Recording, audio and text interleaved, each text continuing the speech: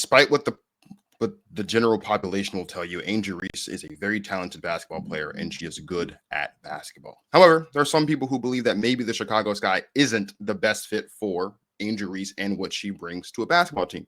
Martin Sories, if we were to rewrite history, which team do you think would be the best fit for Angel Reese in the WNBA? So I mean, I don't know if I'm rewriting it, like the way Cassie talked about it in that clip. Like she was talking about her projection for Angel when she was drafted. What team, would fit best for her at that point. I'm not going to go back to that of like rewriting. I put down a few teams like right now today. Like I'm going by if there were a trade or if you just plucked Angel out of Chicago and dropped her onto a different team, what might be a better fit for her based on who she is as a player and her skill set. Because in that conversation with Cassie, we kind of rehashed your thing and Candace Parker's thing about what tier Angel is in. Yeah. Is she leading the Chicago Sky? It's kind of just this whole conversation about what is her true potential? Like, what is her kind of almost ceiling or barometer as a player? What should we expect from her? So I have a few teams down. And so in terms of fit, I think Angel just continues to be kind of an anomaly and kind of a challenge for people to really evaluate. We talked about it a little bit on that episode with Cassie. I still have a viral post on my Instagram from my podcast littered with comments simply because I said Angel Reese doesn't suck. And apparently that was controversial and enough for people to flood my page with comments trying to argue with me and trying to argue that she does suck. Let me just, I saw this on Threads and just took the screenshot. We know Angel had a rough start to the season. In the first 7 games, she was at 9 points a game, 12 rebounds, 2 assists. She was shooting 30% from the field, 70% from the free throw line, 30% from 2-point range. Over the next 18 games that she's played, she's at 16 points a game, 12 rebounds, 4 assists. Turnovers are still pretty high, but she's shooting 50%, 51% from the field, 54% from 2-point range, and 82% from the free throw line. That 80% from the free throw line is something I really highlighted because as someone who is mostly criticized for her lack of coordination and shooting touch, shooting 80% from the free throw line and being deemed not a good shooter is kind of a big deal. And it's part of what, like I say, makes her kind of an anomaly if you're really watching her and like trying to figure out how to evaluate this player. So I just wanted to put that out there. I have 4 teams that I wrote down that I feel like would be, because the reason why people are questioning Chicago for her right now is because, obviously they're bad. They're bad. I mean, the GM, people are calling for his job now. Like it's been last year, from head coach to personnel, Spoon is out of there. We like Tyler Marsh, but like Spoon, her connection with Angel, it was just it's like, why are you letting her go? Right. I wasn't that crazy about her coaching style. I talked about that, but in terms of her culture and her energy, wouldn't have made that move, right, to begin with. They let go of Marina Mabry, the best guard on their team, right? Kennedy Carter didn't re-sign her. Like, it seems like they keep making moves that are not really helping Angel succeed. And it's putting the onus more and more on Angel to be the star player, the best player, the number one option. And we agree that that's not ideal really for anyone. I mean, look at Paige. Her team is awful. They could barely get 10 wins. She's doing great things individually, but her team isn't winning. You need other great players to play with. So they haven't set up Angel well like that at all in Chicago. So that's why the comments and the criticism is coming up about like Angel should maybe get out of there. What would it look like for her to be on a different team? What would be a better fit for her right now? So I have a handful of teams. We probably have some of the same teams. I put Atlanta. If you put Angel on Atlanta right now, you might have to move a couple things around with Carl Smezko's system, shooting threes. That's obviously not in her wheelhouse. But even with the Golden State Warriors and their system of shooting three, splash brothers, you still need a Draymond Green. You still need a playmaker, table setter, rebounder, defender, right? So you drop Angel onto Atlanta. And the thing about Angel that she adds to any team is like motor, obviously rebounding, a little bit more grit. So that's why I put down Atlanta. I almost put down LA because my thing with LA is that I feel like they're too finesse. They might be a little too soft. I feel like your style would really help them, but I'm not going into like trades and remove this player and add, like, if you just dropped her on that team, it'd be too packed in the front court, So I didn't put LA down, but Atlanta I think would be great for her. Aside the system thing, Carl Smith's going shooting threes, but I think she could still just help that team with what she does.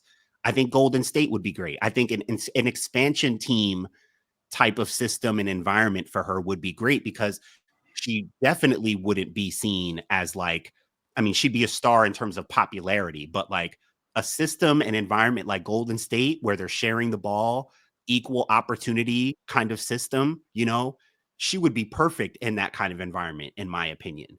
Only, she, again, same things that she would add to that team. I think she could really fall in line, maybe average more like, 12 and 10 or like 13 and 12, and like still be a double, but not have as much attention on her to be like the primary player, just kind of slot her in. The only other two teams I put down because of my theory that it would be great to pair her with an elite or dynamic guard. I've told you my out of the box theory before about her and Caitlin might need to team up one day. So I put Indiana down.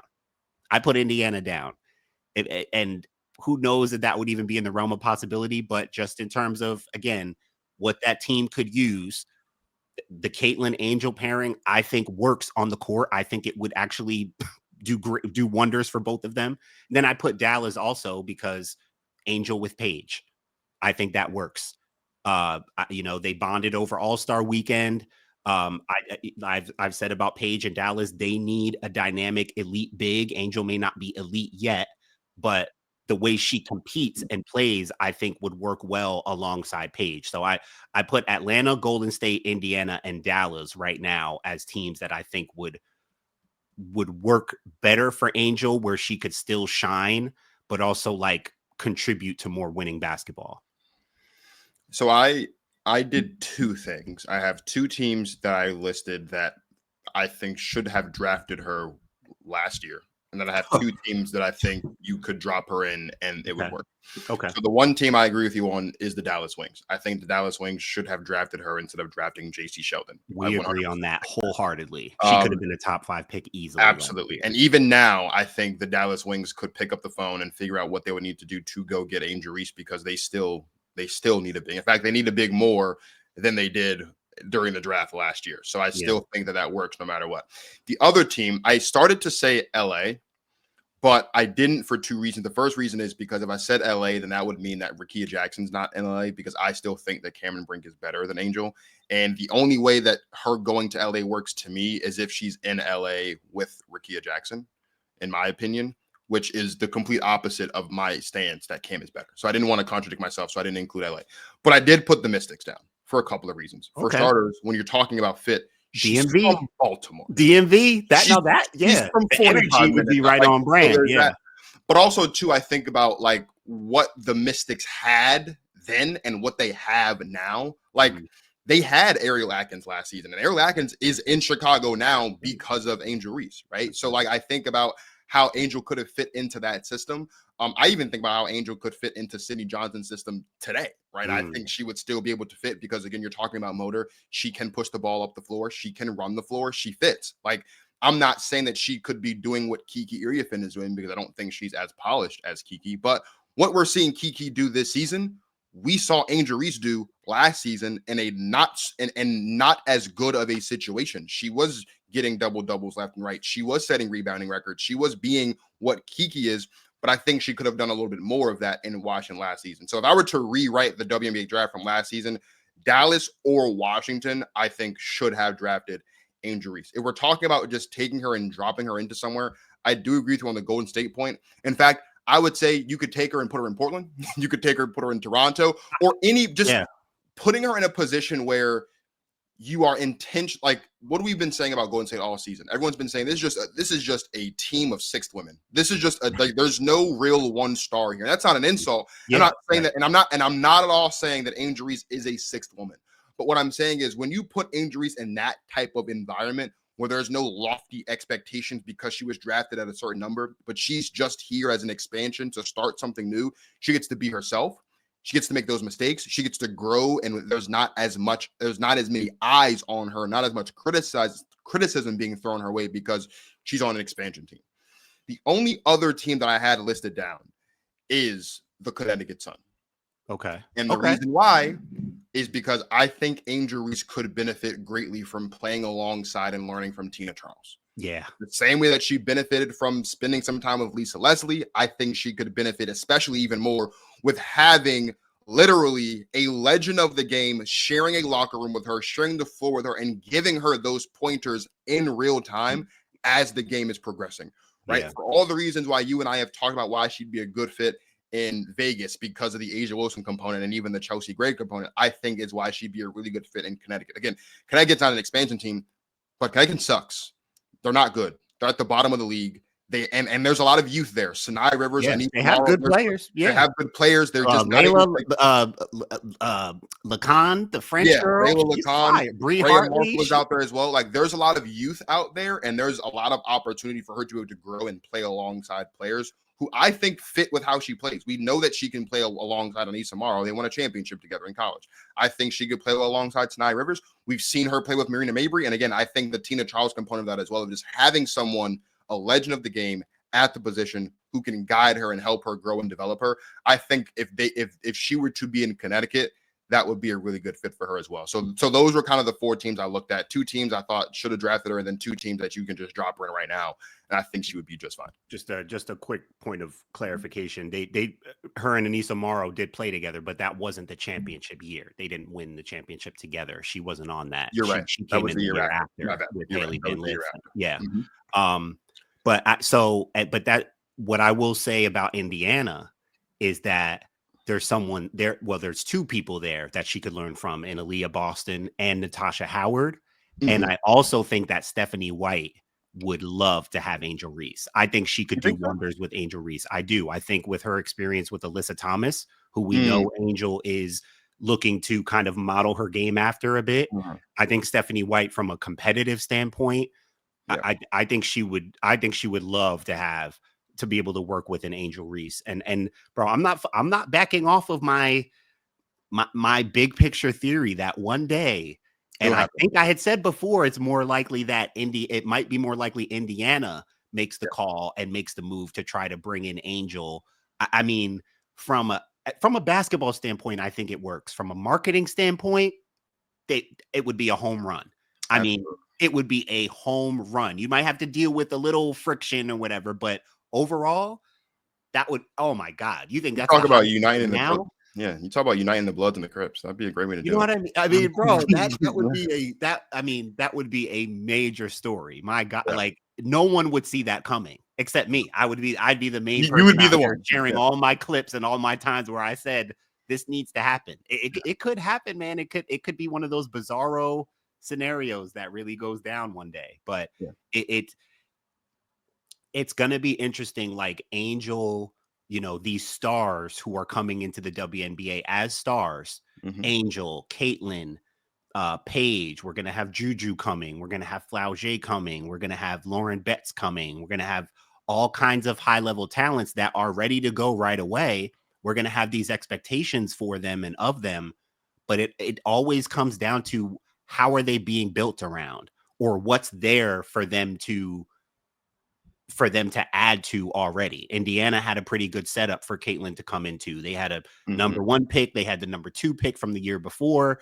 They had a pretty good setup for her to come into, but they're still building, right? It hasn't just clicked right away. Obviously, her injury has set things back this year, but they're still working and progressing. Paige, ground zero this year as a rookie, right? This is probably the most losing she's done in her career, right? So these GMs and They got work to do. This is going to be a different league in the next few years, and you're going to have to build around these unique talents in a unique way to have success. Neither of us thinks that Chicago would ever trade Angel. We're just hypothesizing if the reality were to happen. Right. Where would we see her going? Not even where we see her going, what would be good fits for her? And this is based on right now. Like, we're not saying trade deadline's passed. I'm not saying either of these teams are going to pick the phone and call Chicago to go get Angel today. We're just saying if we could take Angel out of Chicago and put her somewhere else, where would we put her? That's all we're doing. And that's going to keep coming up going forward until Chicago does right by her and does the main thing that we all seem to know except them that they need to be desperately going after, which is an elite point guard. And that is what makes the Minnesota Lynx having their pick in the lottery next season so disgusting. Yeah. Because that pick next year would have been that elite point guard to bring to pair with Angel. And now Minnesota gets that pick. So I don't know what they're going to do, but they got to figure something out. They've got work to do. Because, I mean, Angel, Camilla, that game against the Liberty the other night. They both had 20 and 10.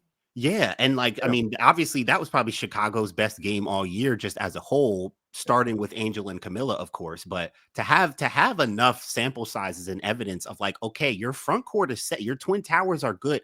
Figure out the rest of the roster. My God, like it can't be that difficult that when you have that as a starting point.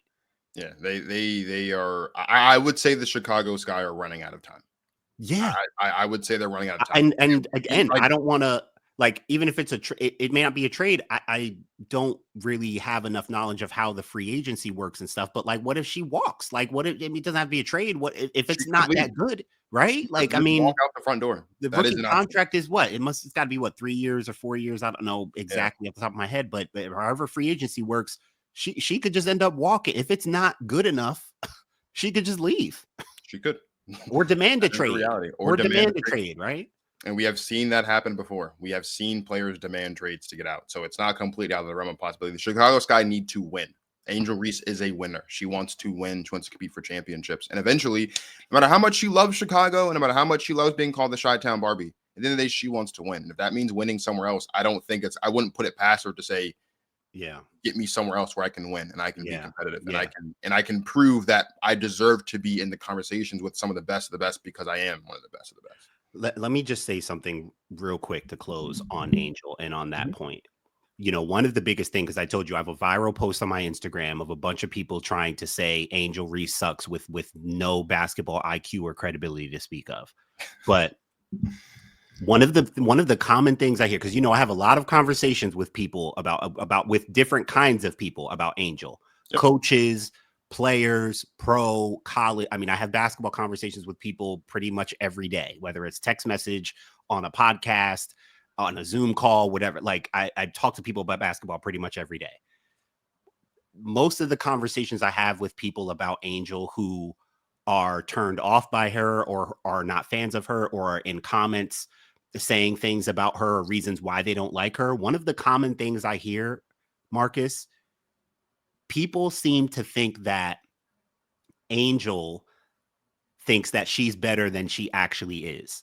So I think the quote that she had, I think it was last year when she said something to the effect of like, I'm bringing attention to the league too. Like it kind of came off like people took that as like, she wants more attention. She wants people to talk about her more. She was just making a factual statement of like, hey, like it's not all Caitlin bringing attention. I'm doing some of this too, which is just a fact.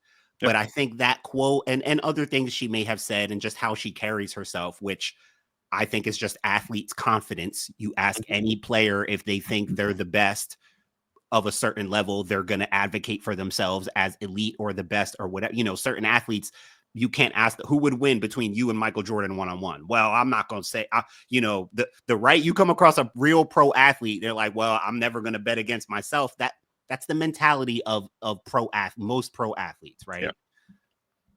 I can guarantee you that Angel Reese does not think she's better than A'ja Wilson. I can guarantee you that Angel Reese does not think she's better than Nafisa Collier. She does not think she's better than Alyssa Thomas. She just happens to be a confident young woman and basketball player, just like Shadur Sanders. Just like any other confident athlete that we love to prop up and support because they're confident, and then they go out and show why they're confident and they prove it. Yeah.